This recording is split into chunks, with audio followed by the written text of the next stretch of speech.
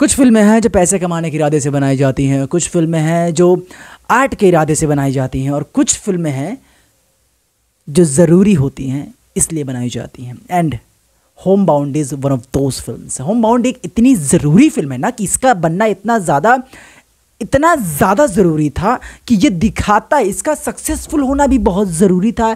एक इस मायने की भी हम बात करेंगे, फिल्म के हम स्टोरी लाइन के बारे में बात करेंगे, फिल्म के डिटेल होने के बारे में बात करेंगे, फिल्म कितनी ज़रूरी थी इसके बारे में बात करेंगे। फिल्म का जो नरेटिव है वो बहुत सिंपल है। दो दोस्तों की कहानी है जो नौकरी की तलब में यूं भटक रहे हैं, जो नौकरी की तलाश में भटक रहे हैं, और जब उन्हें नौकरी मिलती है कि नहीं मिलती है इस फिल्म में देखना होगा, बट हाँ कुछ पॉइंट्स के बारे में बात कर लूँगा। But I want you to watch this film. इतनी एहतियात बरत की इस फिल्म को बनाया गया है कि I want you to salute those film makers who are so bold, so enthusiastically accurate कि उन्होंने इस फिल्म को पूरा दम लगा के बनाया है। और मैं तुम्हें बताऊँ मेरा कहने का मतलब क्या है, इस फिल्म को बनाना ज़रूरी क्यों है। क्योंकि फिल्म का नैरेटिव समझो। पहले फिल्म की कहानी दो ऐसे लोगों के बारे में है जो 12वीं अभी पास कर लिए हैं, जिसमें से एक है ईशान खट्टर का कैरेक्टर और दूसरा जेठवा का कैरेक्टर।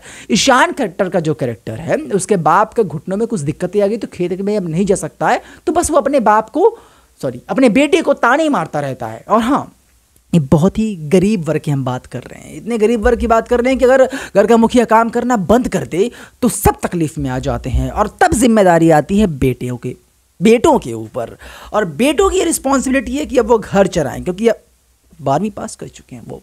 और हाँ, मैं तुम्हें ये बता दूं कि इस फिल्म में जो सबसे मेन मुद्दा है वो जातिवाद का है, क्योंकि जेठवा का जो कैरेक्टर है वो अभी भी इस फिल्म में अपना नाम एससी कैटेगरी के जो कि है वो एक्चुअली में ना करके जनरल में लिखता है, क्योंकि पता है वो शर्माता नहीं अपनी जात से, वो डरता है कि ये लोग मुझे खा जाएंगे, मुझे जलील करेंगे। और पता है तुम्हें ऐसा नहीं होता कहने वालों में। अगर तुम ये फिल्म वीडियो देख रहे हो तो ब्रो तुम पाले में नहीं पड़े हो, तुमने जातिवाद के उस जाल में फंसकर कभी देखा नहीं है कि कितना ज़्यादा नीच है ये समाज कि एक ऐसी चीज़ पर तुमको जज करता है जो तुम्हारे कंट्रोल में भी नहीं है। जातिवाद के ऐसे किस्से हैं ना, तुम्हारी रूह कांप जाएगी, तुम्हारे रोंगटे खड़े हो जाएंगे। तुमने पढ़ा नहीं है, देखा नहीं, मैं पढ़ा हूँ, मैं देखा हूँ, मैं अपनी आंखों से देखा हूँ, and I felt it by myself. That is why I am victim of it, and that is why this films.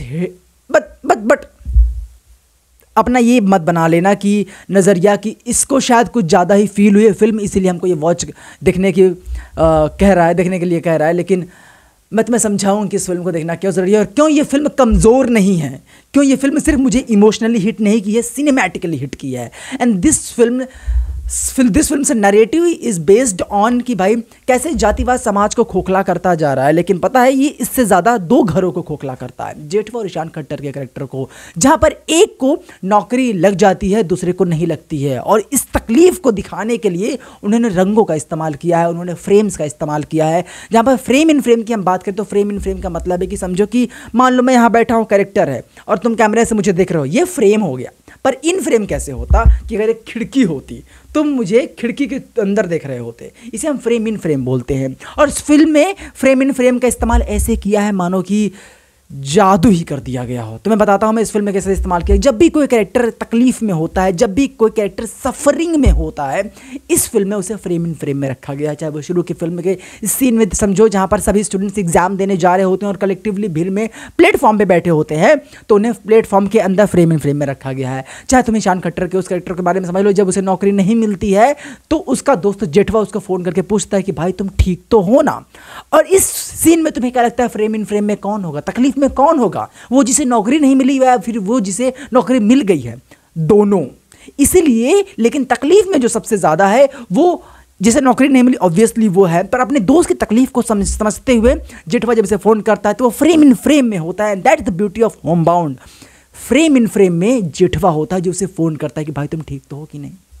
इसी तरह ईशान खट्टर भी दरवाजे के उस पार हमें फ्रेम इन फ्रेम में देखने को मिलता है, क्योंकि वो भी तकलीफ में, उसे नौकरी नहीं मिली है, सब तकलीफ में है। और फिर अपने हार मानकर अपने प्यार को भी छोड़कर किसी तरीके से वो आगे बढ़ने की कोशिश करता है, क्योंकि वो जानता है कि प्यार करना इस समाज में सिर्फ काफ़ी नहीं है, बहुत प्यार करना भी समाज में सिर्फ काफ़ी नहीं है। तुम्हें अपनी कुर्सी, अपना पद, अपना औहदा दिखाना होता है, क्योंकि भले तुम एक ही जाति के हो, एक ही जाति में तुमने किसी लड़की या लड़के से प्यार किया हो, तुम चाहो तो शादी करके दिखाओ, नहीं होगा, क्योंकि अब तुम्हें अपनी जाति से ऊपर अपने औहदे, अपने पद को दिखाना होगा, और उसके लिए तुम्हें करना होगा संघर्ष।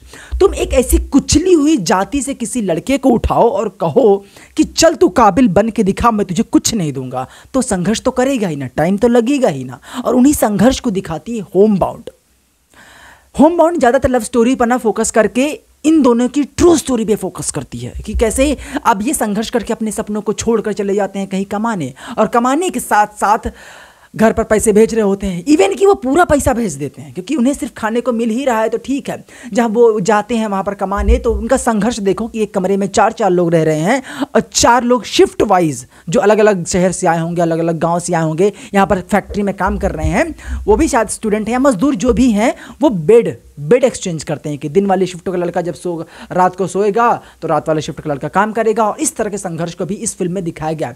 मजदूरों के संघर्ष को दिखाया, गरीबी दिखाई, परेशानियां दिखाई, और सबसे बड़े संघर्ष 2 होंगे जो इसमें कॉन्टेम्प्रेरी दिखाया है, और वो ये है, पहला लॉकडाउन। इस फिल्म में लॉकडाउन के बारे में जोर शोर से बात नहीं किया गया, बहुत क्वाइटली बात किया, क्योंकि वो एक फिल्म और आई थी ब्लैक एंड वाइट में, अगर तुम्हें याद हो तो, राजकुमार राव की, जो लॉकडाउन के बारे में चिल्ला के बात करती है। लाइक वहाँ पर बहुत ज़्यादा ही केओस दिखाया गया है, बट यहाँ पर जो केओस दिखाया गया है वो इंटीरियर है, एक्सटीरियर नहीं। क्योंकि दो कैरेक्टर जब अपने शहर छोड़कर, कमाने वाले शहर सूरत को छोड़कर घर पहुंचने की कोशिश करते हैं, तो उन्हें कितनी तकलीफ होती है, उन्हें पानी नहीं मिलता है, कोई सब उन्हें पत्थर मार के भगा देते हैं कि हमारे यहाँ से भाग जाओ, तुम्हें खांसी आ रही है, तुम बीमार हो गए, तो हमें कोरोना हो गया। तो उन सारी तकलीफ़ों को, oh my God, this film shows so beautifully, so boldly. क्योंकि भाई ऐसी फिल्म, एक लॉकडाउन एक ऐसा टॉपिक है ना जिस पर हजारों फिल्म बनाई जा सकती थी, बट कितनी बनी? तुम बताओ मुझे, कितनी बनी? कितनी बॉलीवुड में तुमने फिल्में देखी हैं? और लव स्टोरीज वही घिसा पिटा 100 साल से जो चला आ रहा है, वही हमें दिखाया जा रहा है। मैं समझ रहा हूँ कि at the end of the day you have a responsibility to put bread on the table, लेकिन ठीक है, ज़रूरी भी चीज़ें हैं, और ज़रूरी चीज़ें कौन करते हैं? बोल्ड पीपल करते हैं, जैसे कि नीरज ज्ञान, जिन्होंने ये फिल्म बनाई है। इससे पहले उन्होंने क्या बनाया था? मसान भी ऐसे टॉपिक के बारे में बात करती है, लव स्टोरीज के बारे में बात करती है। And guy, if you haven't watch Masaan, unsubscribe me. I don't want you to watch me yapping on those topic, though even कि तुम्हें आइडिया भी नहीं तुम उन टॉपिक्स के बारे में मुझे देख रहे हो, तो फिर just unsubscribe me and go watch anything, watch anime I guess, but अगर शुरुआत करनी है तो गो वॉच होमबाउंड। इस फिल्म को पूरा सपोर्ट करो, फिल्म बहुत ही कमाल की है। और सिर्फ फिल्म इन सारे टॉपिक के बारे में बात नहीं करती जिसमें लड़का संघर्ष करता है, लड़की कितनी संघर्ष करती, इसके बारे में बहुत अच्छी फिल्म बात करती है। एक सीन आता है फिल्म में जहाँ पर जेठवा का कैरेक्टर कैसे, जब उसकी नौकरी लग जाती है तो वैकेंसी रद्द कर दीजिए, वैकेंसी नहीं, नौकरी रद्द कर दी जाती है कि 1 साल के लिए हम इसे डिले कर रहे हैं इस नौकरी को। 1 साल 12वीं के बाद उसने संघर्ष किया, नौकरी ली, और जब नौकरी आ गई उसके हाथ में, फिजिकल में उसका हो गया, पेपर्स में उसका हो गया, और जब नौकरी हाथ में आ गई तो करें 1 साल डिले करें। 1 साल वो क्या कमाएगा, क्या खाएगा? तभी इसके बारे में सोचा है? जिन्होंने 1 साल लगा की पढ़ाई की होगी इसके बारे में नहीं सोचा ना। उन सारी समस्याओं को ये फिल्म दिखाती है। और उसी बीच लड़का कहता है कि मैं कितना संघर्ष कर रहा हूँ, मैं ईंटा गारा करके जोड़ के अपनी दीवारें खड़ा करता हूँ, और ये अमीर लोग और ये सरकारी अधिकारी लोग मेरी दीवारें गिराकर मुझे कमज़ोर करते जा रहे हैं। अपनी बहन से वो जिक्र कर रहा होता है, लेकिन तभी उसकी बहन कहती है कि संघर्ष, किस संघर्ष की बात कर रहे हो तुम? कौन सा संघर्ष कर रहे हो तुम? तुम्हें तो पढ़ने का मौका दिया गया, माँ बाप असली संघर्ष कर रहे हैं, मैं इसलिए संघर्ष कर रही हूँ, मैं ईंटा गारा कर रही हूँ, मैं नौकरी करके तुम्हें खिला रही हूँ, तुम्हारा पेट भर रहे हो, तुम नहीं खिला पाते हो, तुम कमाते नहीं हो, तुम पढ़ते हो, तो मम्मी पापा का पेट मैं भर रही हूँ। किस संघर्ष की बात कर रहे हो तुम? तुम्हें तो मौका मिला पढ़ने का, you can choose, and I will just lose everything. I lose my voice, I will lose my job, I lose my हक to study, to get empowered, to get a job. और यही औकात थी इस समाज में औरत की, है इस समाज में औरत की। और उस सीन को ये लड़की बहुत ही बारीक से 1-2 डायलॉग्स में बयां कर देती है। ये राइटिंग की पावर इस फिल्म की। इस फिल्म को देखना इतना ज़रूरी है ना कि अगर, पहली बात तो इस फिल्म को तुम अकेले मत देखना, क्योंकि इस फिल्म में मुझे लगता है कलेक्टिवली सबको दिखाओ, इस फिल्म के बारे में बात करो, इस फिल्म के नैरेटिव के बारे में बात करो। और अगर तुम अभी भी इस बारे में कहो कि यार सच में ऐसा होता है क्या, then you are getting wrong. तुम्हें इस टॉपिक के बारे में बात करना ही नहीं है कि इस बारे में अभी भी ऐसा होता है क्या, तुम्हें इस बारे में बात करना है कि अभी भी ऐसा क्यों होता है, क्योंकि ये ज़रूरी है। 2025 चल रहा है यार, 2025 चल रहा है और ये कॉन्टेम्प्रेरी टॉपिक के बारे में फिल्म है। मैं ना सच में हैरान होता हूँ कि तुम इतना गजब का सिनेमा बना सकते हो और तुम क्या बनाते हो। किस किस को प्यार दूँ पार्ट 2, बागी 4, दे दे प्यार 2 part 2। Shame on you फकस, shame on you. ऐसे फिल्म मेकर्स, ऐसे बोल्ड फिल्म मेकर्स की हमें बहुत ज़रूरत है और हैं, पता है तुम्हें, बहुत हैं, लेकिन वो काम नहीं कर पा रहे क्योंकि पता है हम और तुम सपोर्ट नहीं कर रहे हैं, हम और तुम उनकी फिल्में ही नहीं देख रहे हैं।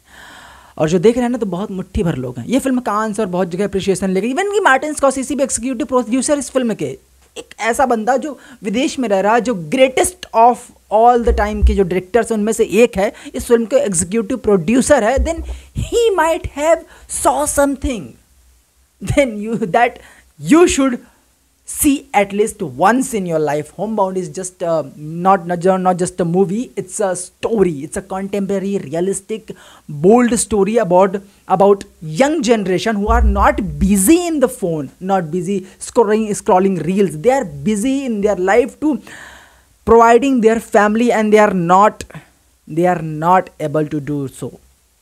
So if you can support this film, then you might somehow support those community, those girls जो कि बहुत तकलीफ़ में है। और इस फिल्म को देखकर तुम सपोर्ट कर सकते हो, पता है क्यों? क्योंकि तुम इस फिल्म को देखने के बाद आई बेट तुम इसके बारे में बात करोगे, और जब तुम बात करोगे ना ऐसे ज़रूरी मुद्दों के बारे में, तभी असली बदलाव आएगा।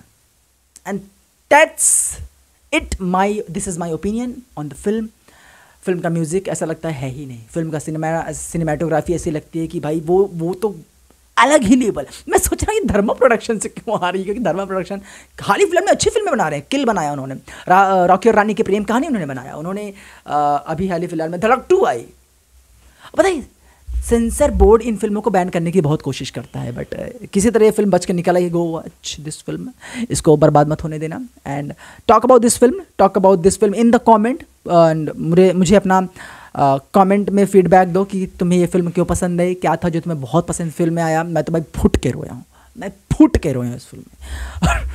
Personally this is one of my favourite film of this year, and I think this is going to be one of my favorite film of all time, cause this is absolute cinema.